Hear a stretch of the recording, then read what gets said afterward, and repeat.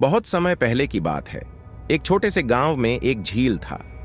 यह झील गांव की जनता के लिए न केवल पानी का महत्वपूर्ण स्रोत थी, बल्कि वहां की प्राकृतिक सुंदरता का प्रतीक भी मानी जाती थी। लोग इस झील के तट पर घूमने, पिकनिक करने और आनंद लेने आते थे।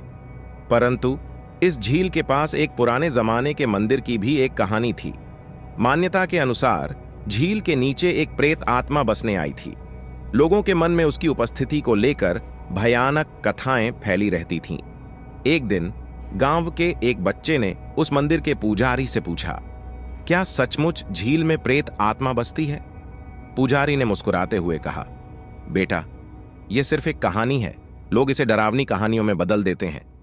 बच्चा ने अपने दोस्तों को इस विचार के बारे में बताया और सभी मिलकर एक नया योजना बनाया कि इस बात को पता लगे जाए कि क्या वास्तव में यह सही बात है। एक सुबह बच्चे और उनके दोस्त झील के पास गए। वह पर सभी ने बारिश होने के लिए इंतजार करना शुरू कर दिए। अचानक बादल उठ गए और वर्षा शुरू हो गई। बच्चे और उनके दोस्त का हाथ छूट गया। भारी बारिश के वजह से सभी बच्चे झील के पानी के साथ बांध के पास चले गए। जब उन्होंने झील की ओर देखा तो वे हैरान रह गए।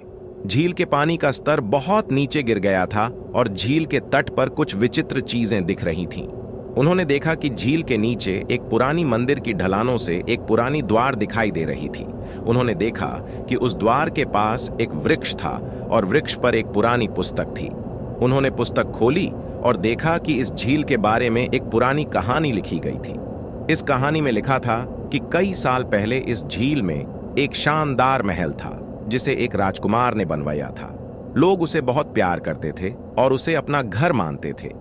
एक दिन झील में हुई भयंकर बाढ़ ने महल को नष्ट कर दिया और राजकुमार को भी ले गई। राजकुमार की मौत के बाद उसकी आत्मा इस झील में बसने आ गई थी। बच्चे और उनके दोस्तों को यह कहानी बहुत प्रभावित करी। वे अब झील के पास बारिश की वजह से निचले स्तर पर आए हुए मंदिर के प्रत्येक विचार को समझने लगे थे। वे सब ने मिलकर उस मंदिर के द्वार पर धूप दिया और फूल चढ़ाए और राजकुमार के आत्मा के शांति के लिए प्रार्थना भी किए। तभी झील के पानी का स्तर बढ़ने लगा और धीरे धीरे वह विचार लोगों के मन से गायब होने लगा। सभी बच्चे खुशी में थे क्योंकि उन्होंने साबित कर दिया कि झील में कोई प्रेत आत्मा नहीं थी। बच्चों के इस प्रयोग के गांव के लोग बहुत खुश थे।